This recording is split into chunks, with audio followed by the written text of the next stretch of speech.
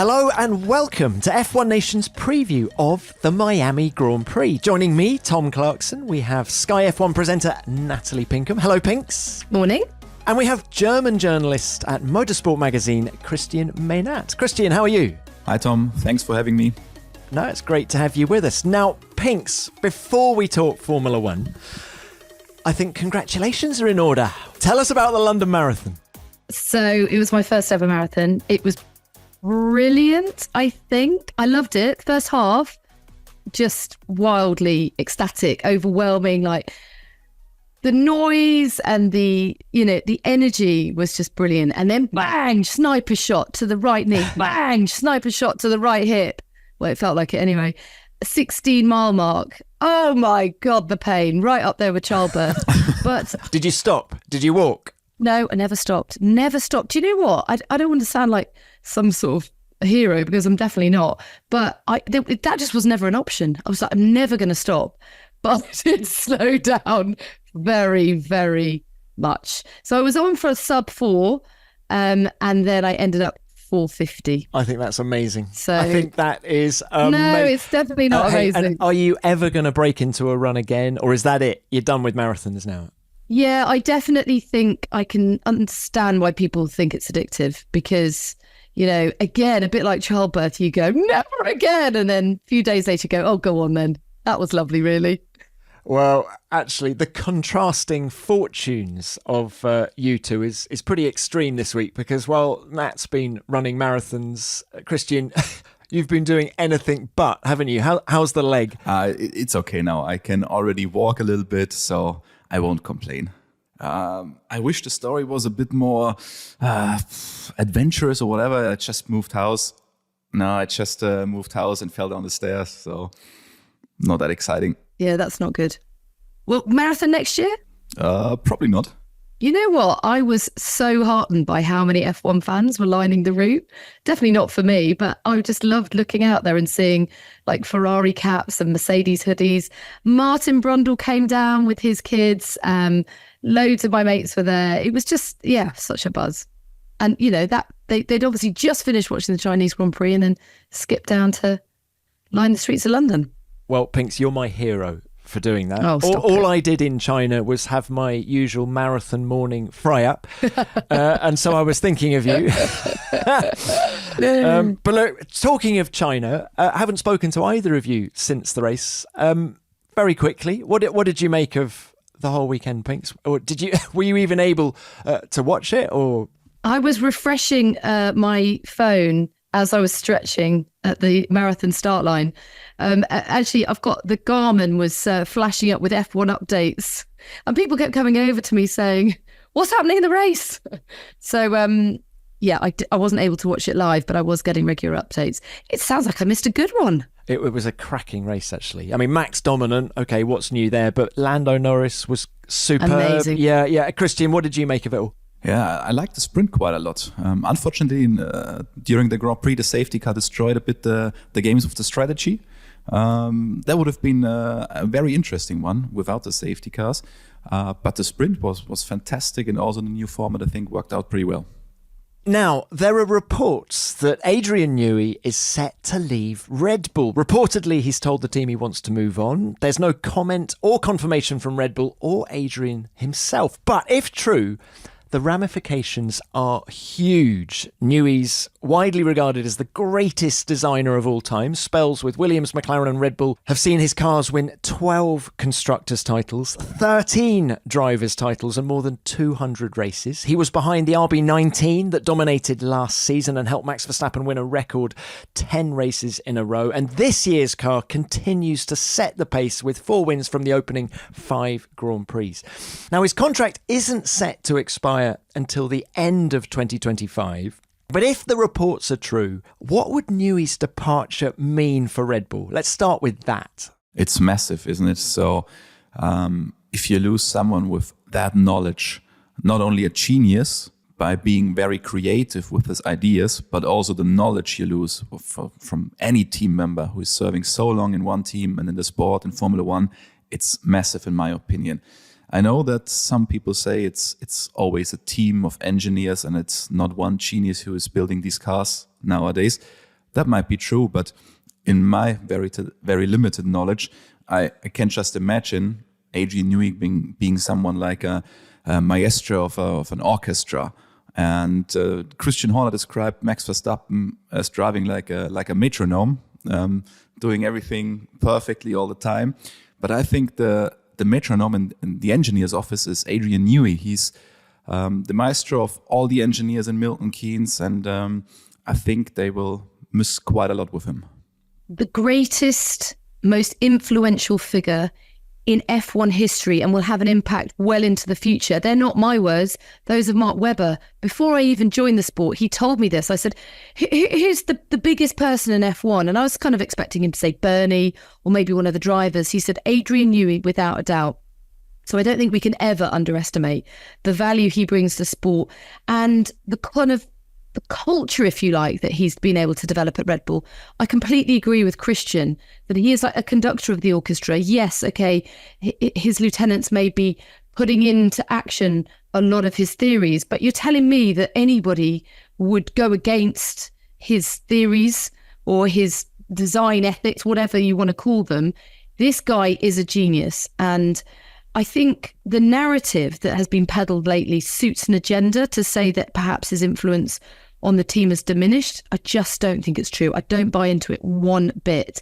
And I think they will massively miss him more than any driver that would come or go from that team. Max is phenomenal, but Max openly admits that it's the machinery beneath him that makes the difference. And his experience bank, what Christian referred to, is going to be needed more than ever when we go into the 2026 rule changes, right? I mean, I think the status quo is set fair for the remainder of this year and 2025 because the aero rules open up for 2026 on the 1st of January 2025. So all of the design offices and wind tunnels are going to be focused on 26. And those 40 years in the sport that Newey has in that amazing brain of his are going to help. Any team that he goes to is going to want that as they're preparing for 2026. So where's he going to go? That's the next thing. Does he just want to retire and go and sit on a beach? I doubt it. He's too competitive for that. The Adrian I know and speak to is restless. He wants to do things. He wants to design. He still loves it. There is no way that this guy should retire, in my opinion. We talk about drivers perhaps, being a bit over the hill in terms of their physical capability of driving a car, but his brain power hasn't diminished. And if you think about the way he was able to draw upon his previous experience from the ground effect era all those years ago, which he nailed back then, to now, this is a guy that has got so much to offer the sport.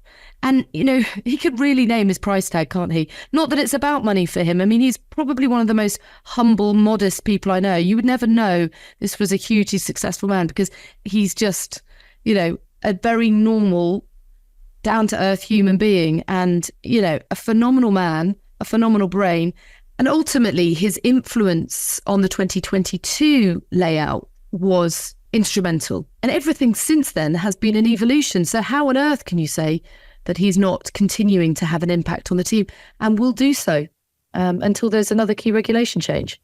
I wonder if you get tired of the pressure to constantly deliver, right? The whole design office is looking at him for inspiration. Do you just wake up one day and go, do you know what? I'm 65. I've done this for 40 years. Look, I can't speak for him.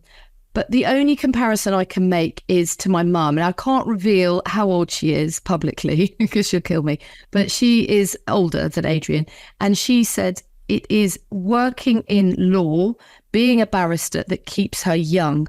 And I can only assume that the same can be said for Adrian. What's he going to go and do? Just play golf, cycle? That's not going to stimulate him the way Formula One does. I think pressure... Well, he laps it up, doesn't he? But I think he can drive some cars himself. He likes it quite a lot to go on the racetrack. And there were the stories that he was seen in Bologna airport recently. And most of the people thought, okay, that's it. He's going to Ferrari. But actually, according to my information, he was driving around in Mugello. Yeah, he was. Yeah, I heard that too. Brilliant. Well, guys, I spoke to Adrian on F1 Beyond the Grid last year, and I asked him whether he regrets not having Ferrari on his CV. Emotionally, I guess, to a point, yes. But just as, for instance, working with Fernando or Lewis would have been fabulous, but it never happened. It's just circumstance. Sometimes that's the way it is. But he could get both. Fear not, my friend. Well, let's work on the assumption he's going to stay in Formula One. Is Ferrari the most likely home? I hope and I think so as well. There would be a dream team: Ferrari, Lewis, Adrian Newey. I think that's the missing part of the puzzle, isn't it?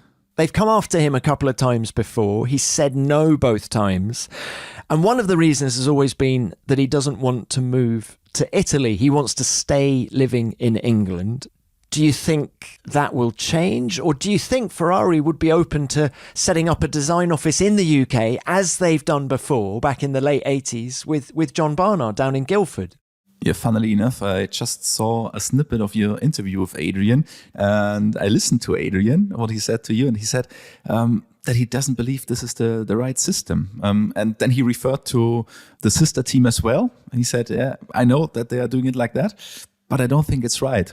And I cannot imagine Adrian doing things where he's not convinced of. So I doubt that he will run Ferrari from the UK. I think if it's going to happen, he will move to Maranello. And my personal opinion, I would prefer Maranello over Milton Keynes, to be honest. I think it's also worth considering, TC, the efforts that Red Bull did go to keep him when Mercedes were dominating, and you could tell that Adrian, well, all the team were getting frustrated, and they gave him the Valkyrie project, something of a passion project, if you like, to, I don't want to say distract, but to entertain him. You know, 'cause they know that they need to keep him stimulated and engaged. And ultimately, it wasn't enough, because he did come back to the paddock and we were seeing him present again at races, and clearly, you know, he felt, and as did the team, that he could have an impact. So I don't think that there's any lengths that teams won't go to engage him. It's kind of, you know, what floats his boat at this stage of his career. And I would assume, and again, I can't speak for him, but being at the cutting edge of design and being a trailblazer as he's been all these years is exactly what stimulates him, and will do well into his 80s, 90s. He's the Fernando Alonso of design. Well, let him keep going. This next contract is probably going to be his last one, a bit like Alonso's at Aston Martin. And Pinks, you've segued into that. I mean, okay, Ferrari is one option, and it would be a fantastic option. But what about Aston Martin working with Alonso? You know, there's been a lot of chat in the paddock that Lawrence Stroll has already made a mega bucks offer for him, and it would see him reunited with Dan Fallows, who he worked with, of course, at Red Bull for many years. It would see him stay in England, if that is still a factor for him. Do we think it's likely? Do we think, you know, and let's not forget the facilities now at the campus at Silverstone at Aston Martin are second to none, you know, so he'd have everything that he needed to continue dominating the sport. And he gets, as you say, to work with Fernando as well, which is, we know is him and Lewis, the two that he wants to work with. I actually think it'd be a really good fit. I did directly ask Mike Crack the question, has an offer been made to Adrian Newey? He said no, but he also laughed at the same time. So I don't know. He hasn't got a very good poker face. I've got a conspiracy theory on this, and that, you know, the Alonso announcement after Suzuka was very sudden. And, you know, he said, well, we sat, I decided after Suzuka, he drove a great race, as he seems to every race at the minute, but he drove a great race in Japan, and he came back to Europe and said, right, I want to continue, and Aston Martin are my only choice. And there was a massive rush to get the announcement out. I remember that Thursday, we were given 2 hours notice of, you know, join Fernando Alonso on a Zoom call this evening to discuss his new contract. And I found myself thinking, why the hurry? Why this massive need to get the news out there as quickly as possible? And I just wonder whether they'd got wind of some discontent at Red Bull between Adrian and the team, and they just thought, right, we've got to go, we've got to swoop. We've already made Adrian this amazing deal. Let's get the news that the star driver's staying out there as quickly as possible and try and twist his arm a bit and give him even more incentive to get out there. Every day counts at this stage of the negotiation. And Tom is working in Formula One for too long now. You see, he's thinking like all the others now. Doesn't miss a trick. Yeah. But what do you guys think? What about the likelihood of Aston Martin? I would agree, and you've heard what Adrian said about Fernando, that he would like to work with him. What Lawrence does with Aston Martin is absolutely amazing. You've all seen the facilities there. It's more than 5-star. It's incredible. But then you need probably also a driver pairing which stand up to that standard. And in my opinion, it doesn't. And it could be a bit frustrating for a genius like Adrian Newey to give everything to build the best car possible, but then not have a driver pairing to deliver it. Well, we're awaiting news on Lance Stroll, aren't we? I think that Lawrence is so ambitious and so tenacious in his pursuit of excellence that he won't settle for anything but Adrian Newey within the team. He'll do whatever it takes. You know, as you say, Christian, the facility, re-signing Fernando, he's relentless in his pursuit of excellence. And you know, there is no one better than Adrian Newey. Well, as is Toto Wolff, and could Adrian be, you know, forgive the pun, but the silver bullet that team needs to get it back, to get it back, you know, back to the front. That's the biggest surprise for me, that there are rumors about Adrian joining Aston Martin, that there are a lot of rumors of Adrian joining Ferrari, but not so many rumors about Adrian joining Mercedes. But they would need Adrian more than any other team on the grid. They are completely lost at the moment, even if they wouldn't say so. But I think they are lost since years now. They would need someone like Adrian. And even more important, they are trying to convince Max Verstappen to join the team. And if you want to convince Max Verstappen to join Mercedes, then what else can you do than bring Adrian Newey to Mercedes? So in my opinion, this would be the biggest mistake of Toto Wolff, not trying to bring Adrian Newey to Mercedes.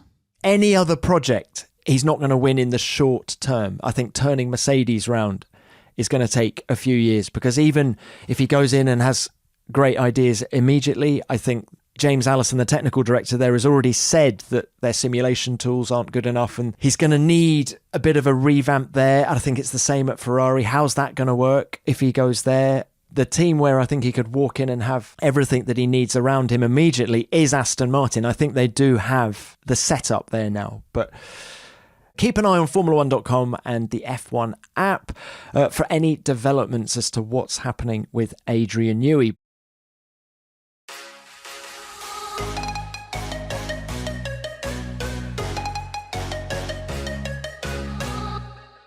Let's move on to the driver market now, because late last week, news broke that Nico Hulkenberg is leaving Haas and joining Sauber next year. And of course, that team becomes Audi in 2026. It's a huge development. And well, Christian, how's that news been received in Germany?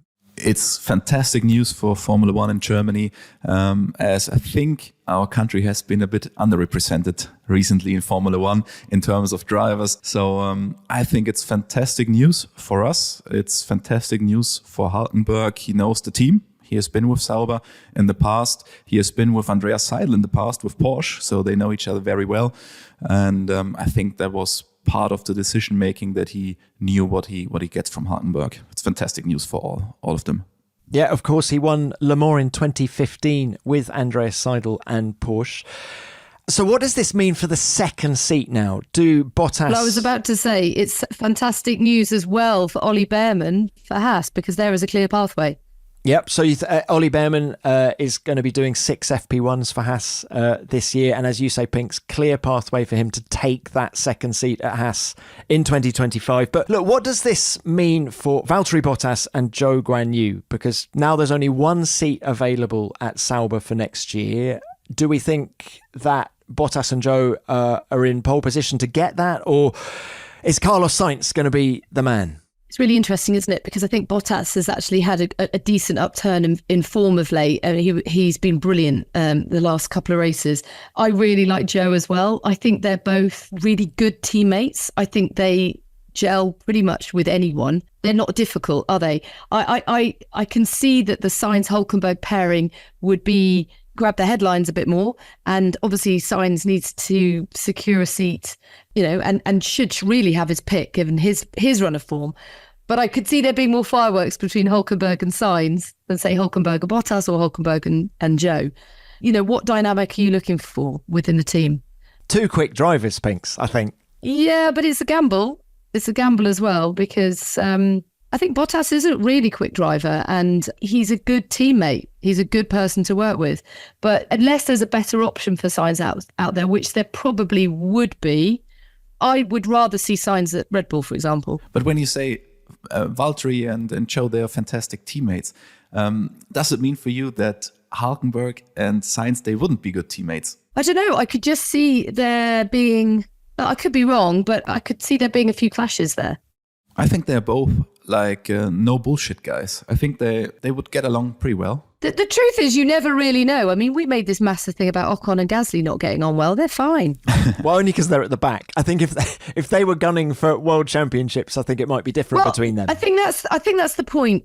If Hulkenberg and Sainz both went to Sauber together to become Audi, both of them would want to be the team leader because they're both very experienced, they're both very quick, and they're both great guys, and they're both good team players.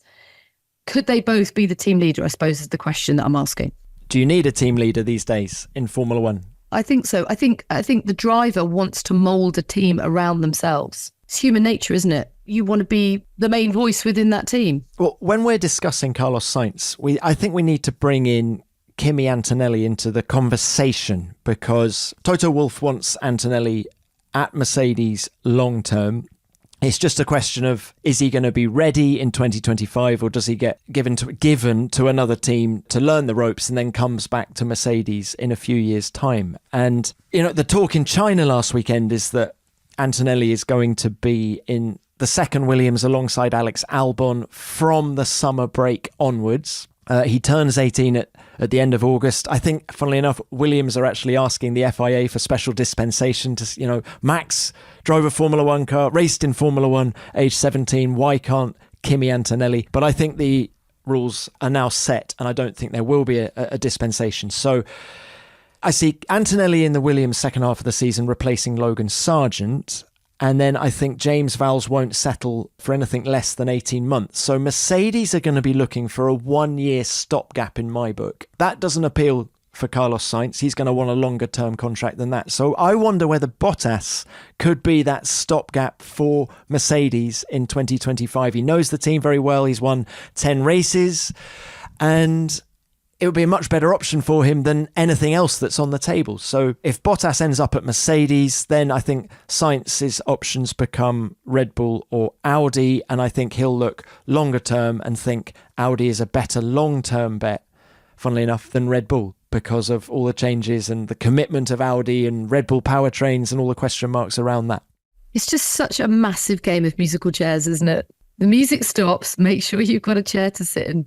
It's amazing. And every decision has a ramification, has a consequence. It's fascinating to watch it all play out. To be completely honest, I haven't thought about the comeback of Valtteri at Mercedes. So that's interesting. Yeah, for 1 year, it would make sense for both of them.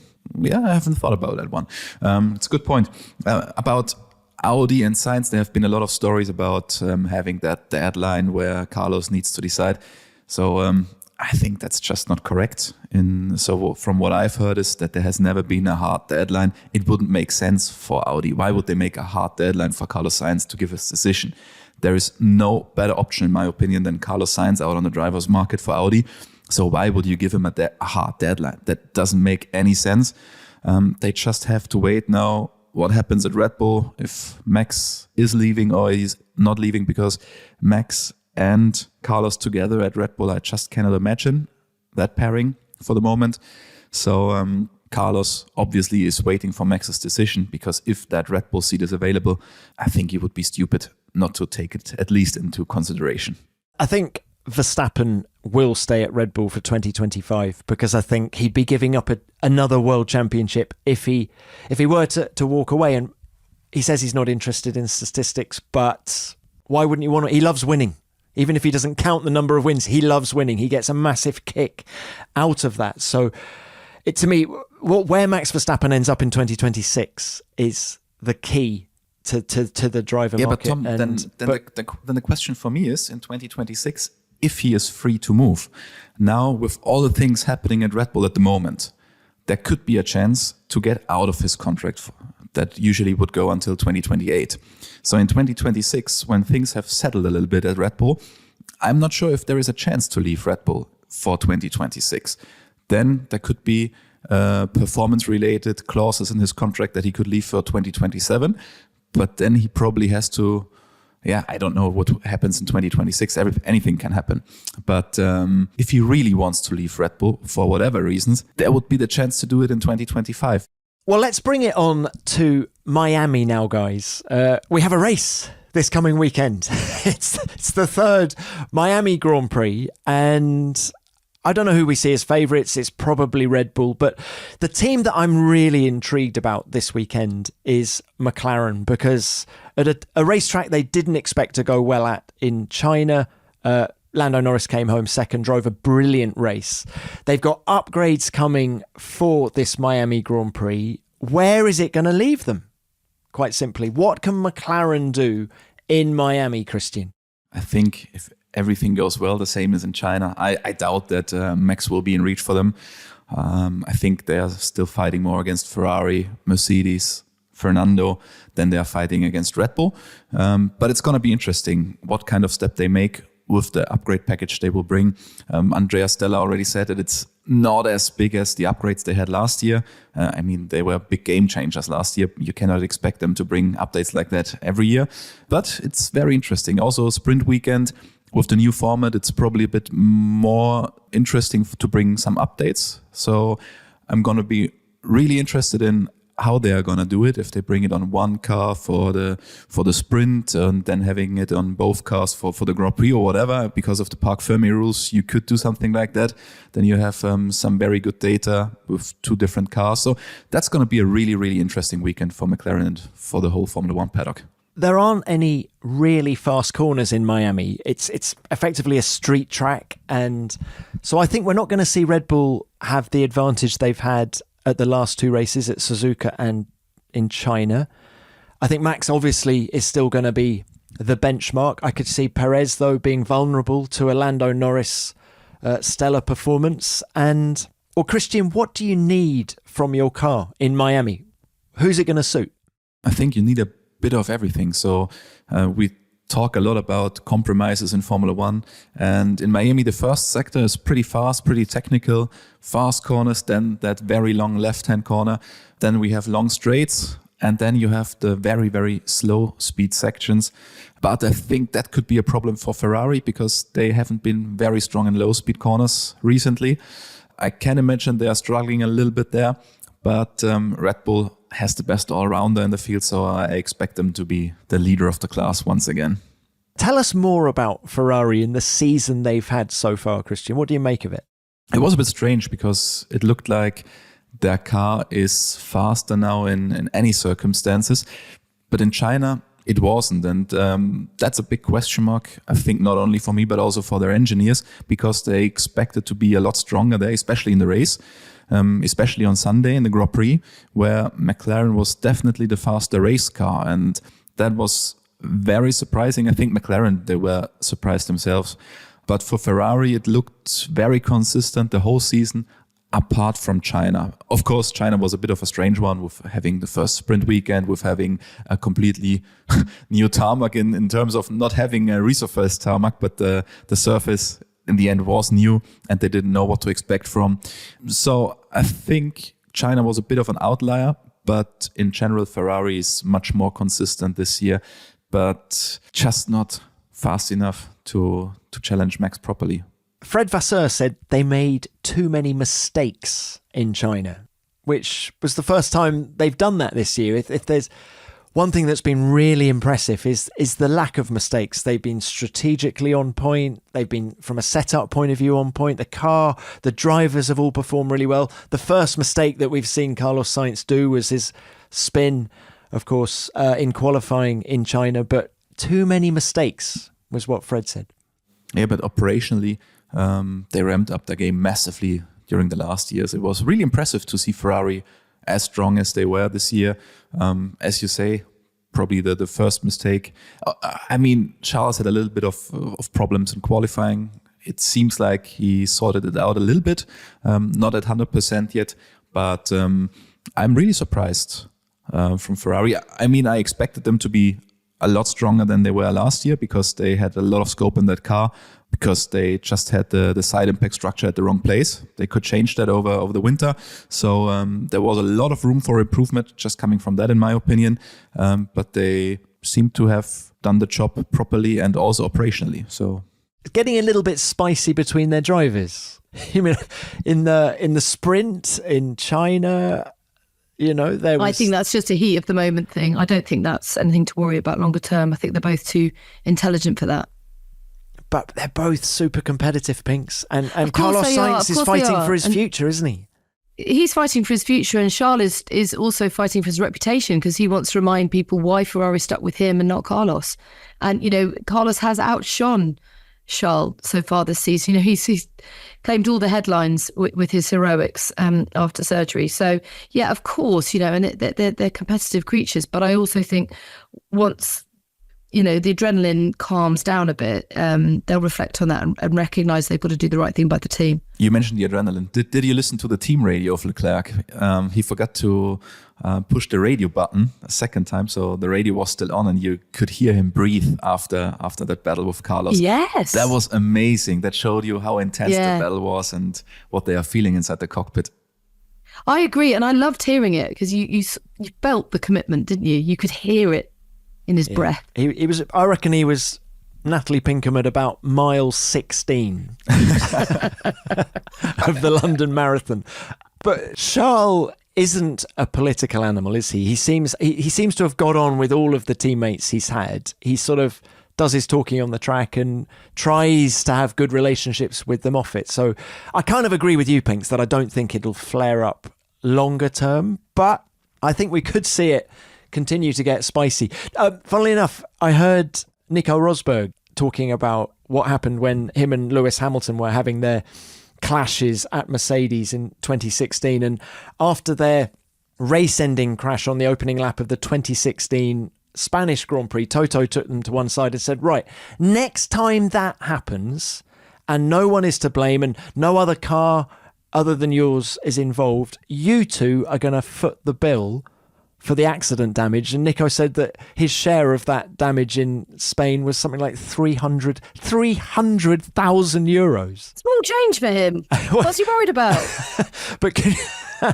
But it's, when you hit drivers in their pocket, it doesn't half make them focus on keeping it clean. And I can't see, I wonder whether Fred Vasseur will pursue a similar threat if it continues at Ferrari. But that was the Toto Wolff way of dealing with it. Interestingly, Ferrari are going to be racing with a different livery in America because they're Hewlett-Packard partnership.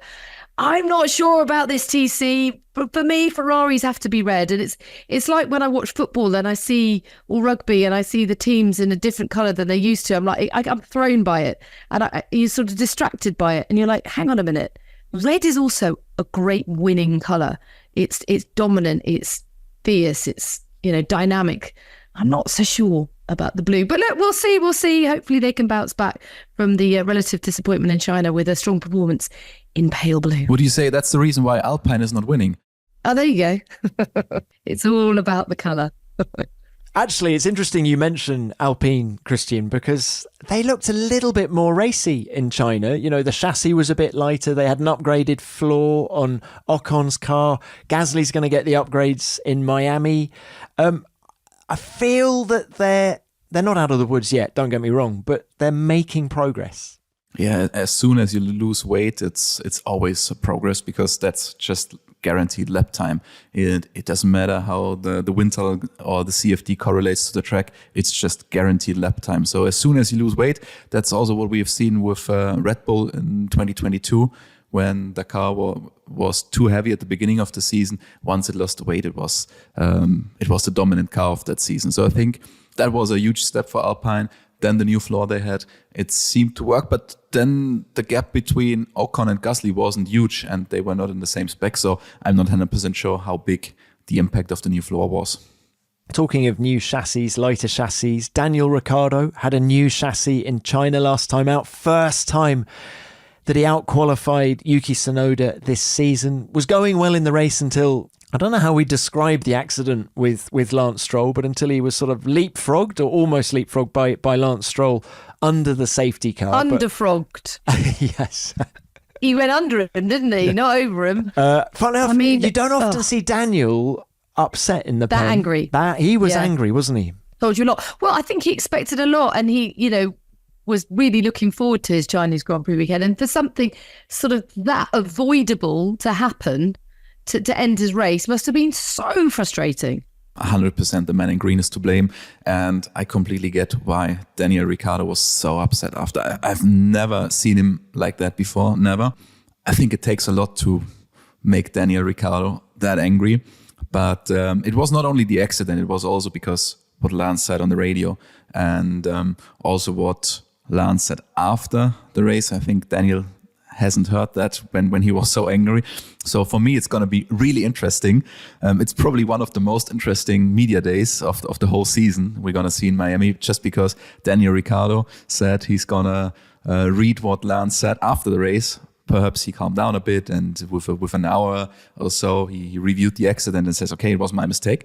But as far as I've seen, that didn't happen. So I'm really looking forward to that media day and what Daniel Ricciardo is going to say.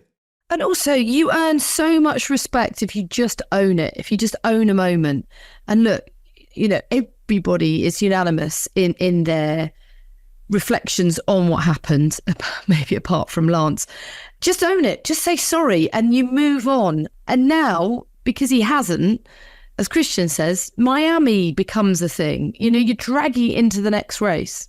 Well, and Miami's going to be a thing for Daniel anyway, because he's carrying that 3-place grid penalty. Nothing to do with this incident with Lance Stroll. He passed Nico Hulkenberg under the safety car.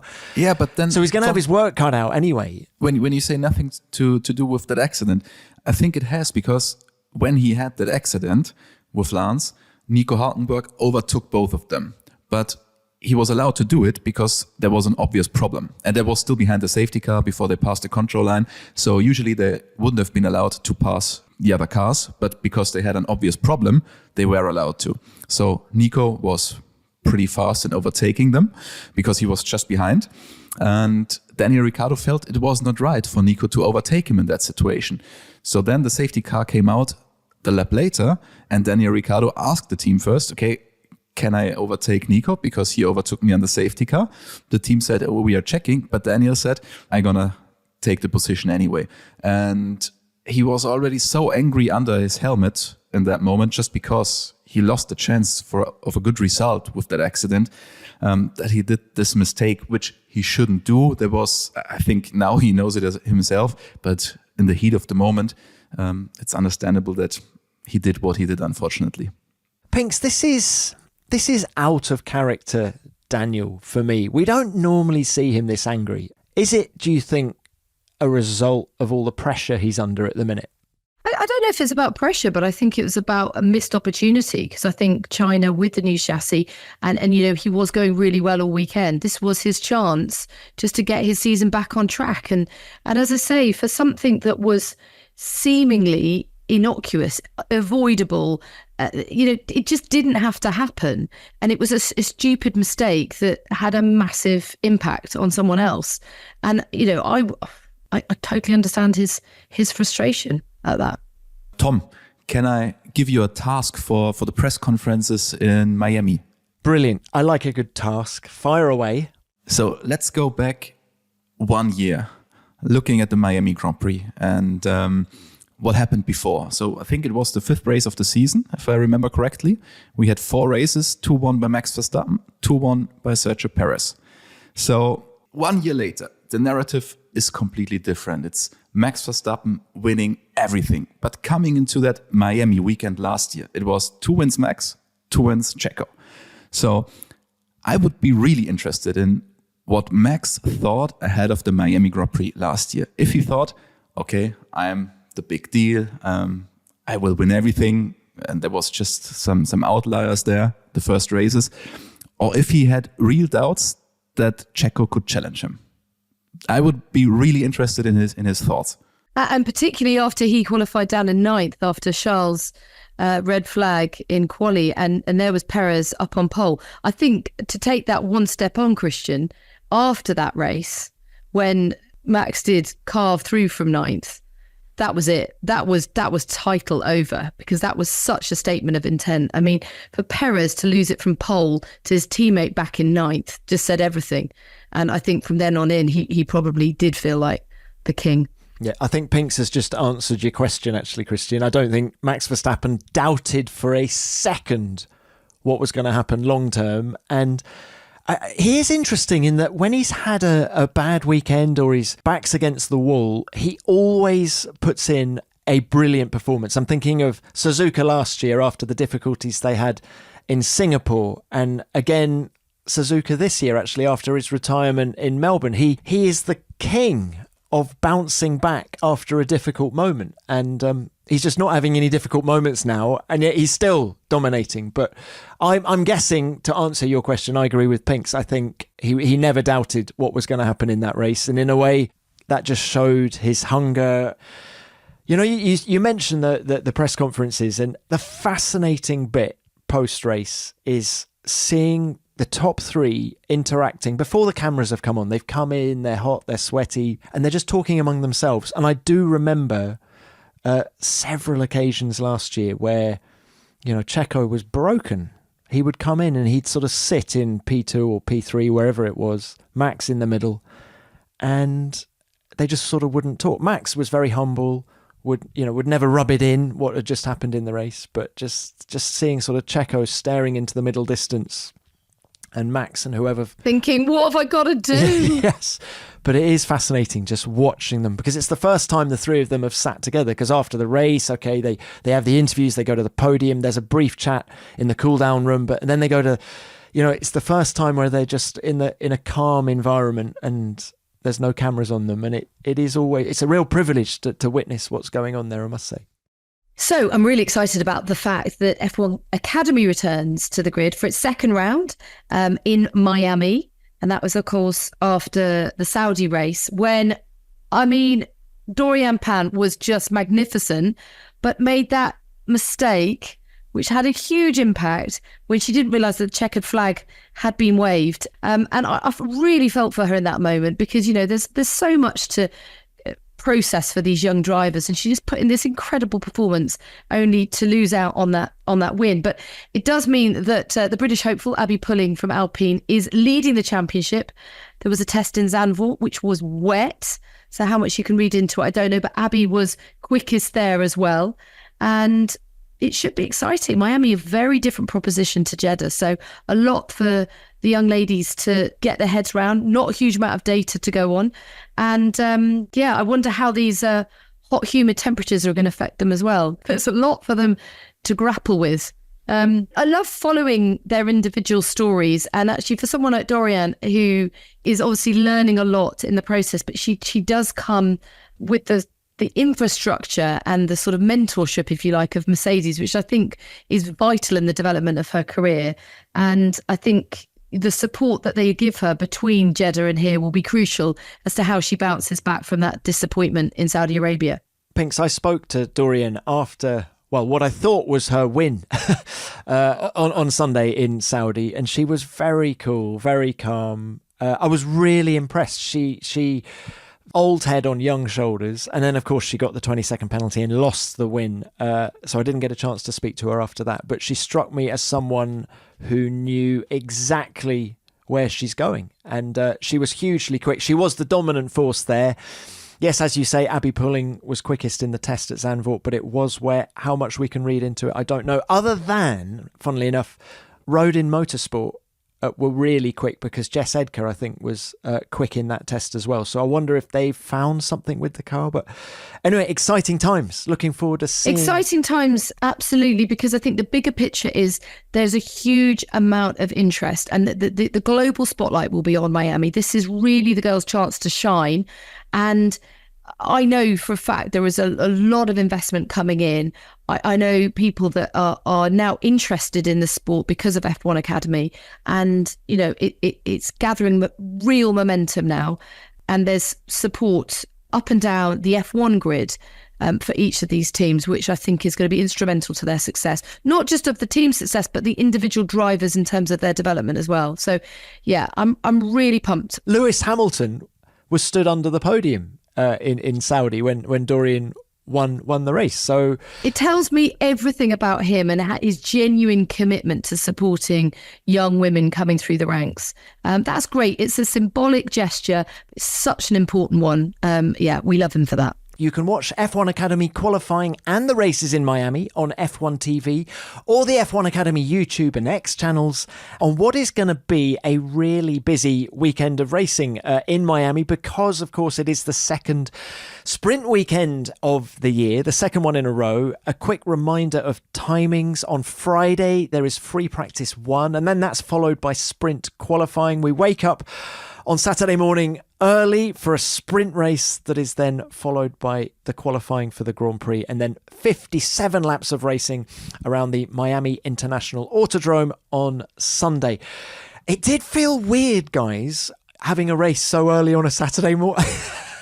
In China, we're all sort of waking at 11 o'clock in the morning, all these blurry-eyed drivers making their way out onto the grid. But I agree with what Christian said right at the top of the show. I love the new format. I think it's a huge step forward. Having a separation between sprint, quali, sprint, race done, and then you move on to the serious bit of the weekend, if you like, of qualifying for the Grand Prix and then the Grand Prix itself on Sunday. I assume it's a bit strange for the drivers to have a race and then go into qualifying. I think Max Verstappen said it himself in the press conference afterwards that they had to readjust, that the track evolution wasn't huge during qualifying, but the driver evolution was a lot bigger than usual because they just were not used to have the car with fresh tires and the light car. So that was very interesting to see. But in the end, there was one guy who still made it better than all the other ones.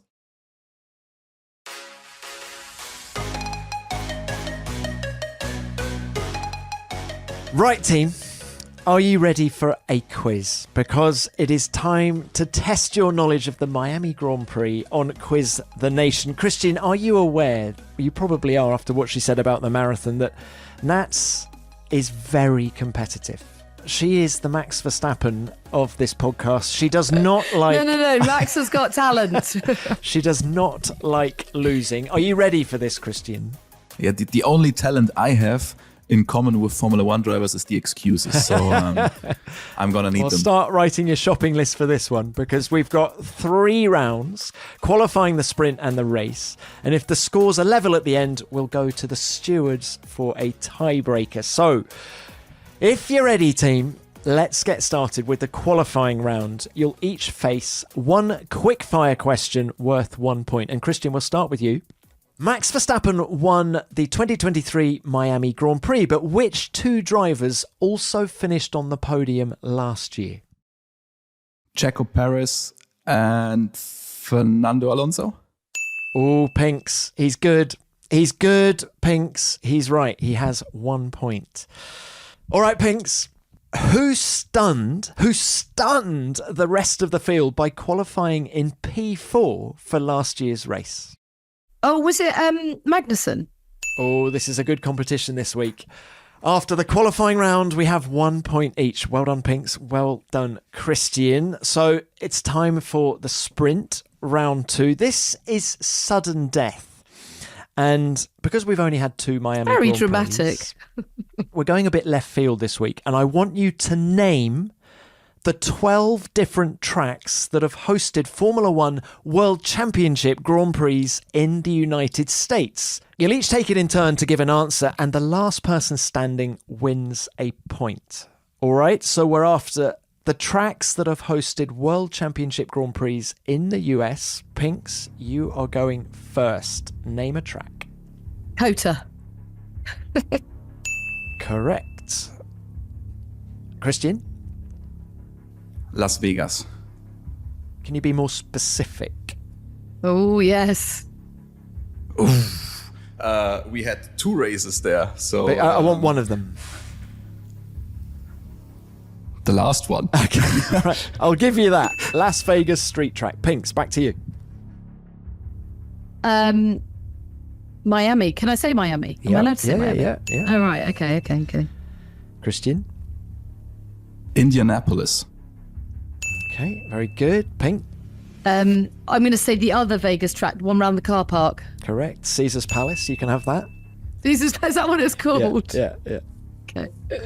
I just go car park. We're going back in time a bit now. You've done all the recent ones. What's next? Well before our time, Christian. We're way too young for this. Detroit. Detroit, very good. Oh, well done. I'm going to go with Watkins Glen. Oh, she's good. She's good. Christian. I think that's all I got. What else do we have? We have Long Beach Race. Oh, Very good.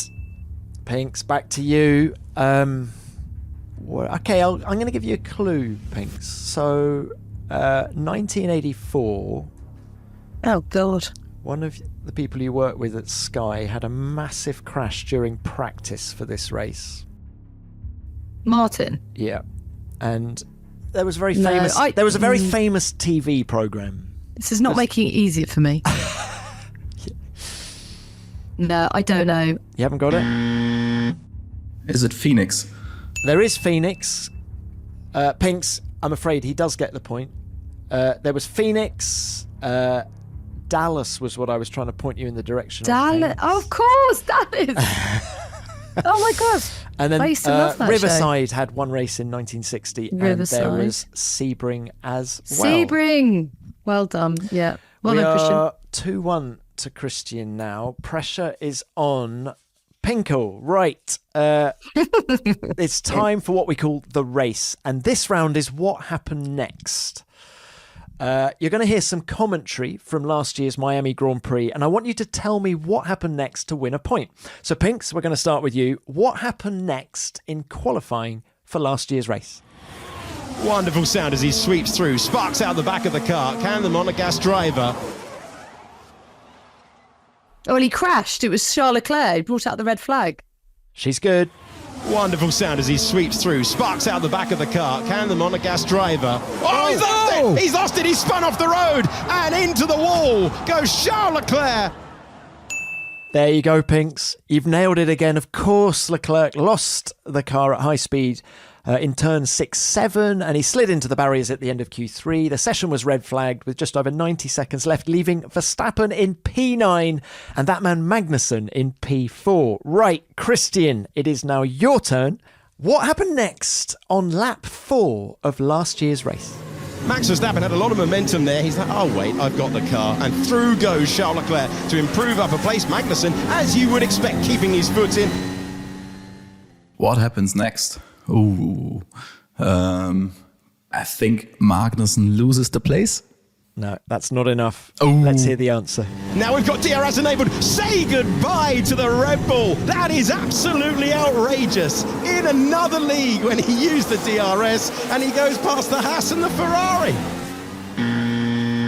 Oh, 2 places. So Max overtook them both, having dropped down to P10 at the start.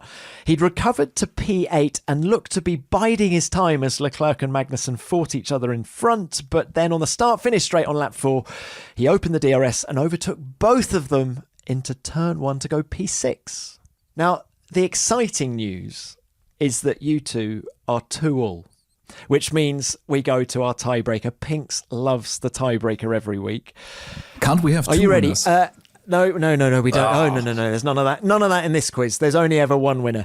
Now, look, the tiebreaker, you need a pen because I need you to write down your answer so there's no cheating.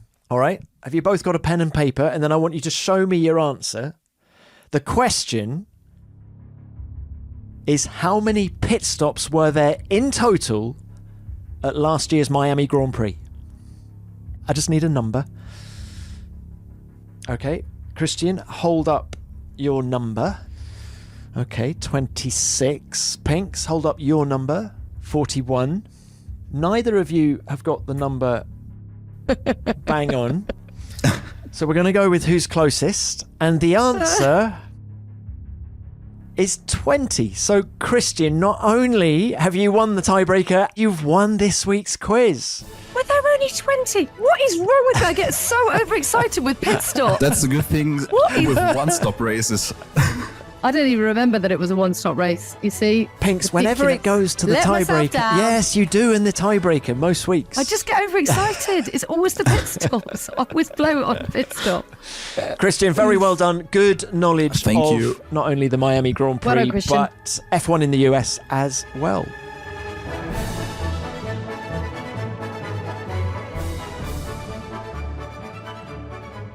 Guys, that is almost it for this week. Thanks both for your time. As ever, I want some predictions now. Sprint winner and podium predictions for the Grand Prix. What do you got for me?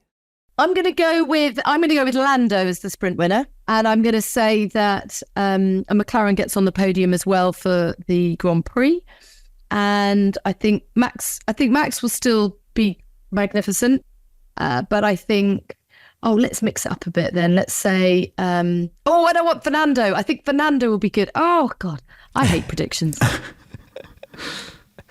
Come on, Pinks, give me a 1, 2, 3 for Sunday's race. Okay, I'm going to say Max, Lando, Fernando. So I go with Max as sprint winner. And then I go with, I know I'm boring, but I go with Max, Checo, and Charles. Guys, I think Ferrari are going to bounce back. I think we're going to see Charles Leclerc winning the sprint. I think Max will come through to win the Grand Prix, but it'll be a really tight battle with Leclerc again. So I'm going Max, Leclerc, and Lando for the Grand Prix.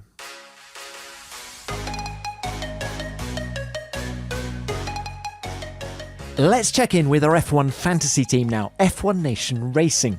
We saw some improvement in Shanghai after back-to-back races with less than 100 points. Sainz, Alonso, Piastri and Magnussen helped us reach 140 points after deductions for Tsunoda and VCARB following their DNFs. Now don't laugh, we're down in P230,320 in the F1 Nation World Championship. That shows two things. One, how many people are contesting our fantasy league this year, and two, just how rubbish we are. But it's tight at the top, with Rack, Wagon and Yellow Racing both tied on 1,484 points in P1. And for Miami, given that myself and Christian both think Charles Leclerc will get on the podium and I fancy him to win the F1 sprint, we've brought him in for Carlos Sainz. So our lineup for the coming weekend is as follows. Leclerc, Piastri, Alonso, Tsunoda and Magnussen, with Ferrari and VCARB as our constructors. We've also applied the no negative chip, so none of our drivers and teams can receive any points deductions. And remember that F1 Fantasy is free to play and you can join our league at any time. Just go to the official F1 website or app and search for the F1 Nation World Championship to play against us and other listeners. And remember, you have until the start of sprint qualifying on Friday to make any changes for the Miami Grand Prix. Guys, thank you both very much for your time this week, and thank you to you at home for listening. Quick thing about next week's Beyond the Grid, because we're marking the 30th anniversary since Ayrton Senna's death at Imola on May the 1st, 1994, and he's going to be remembered in Miami, and we'll have a special episode with his nephew, Bruno Senna. That is available on your pod feeds from Wednesday.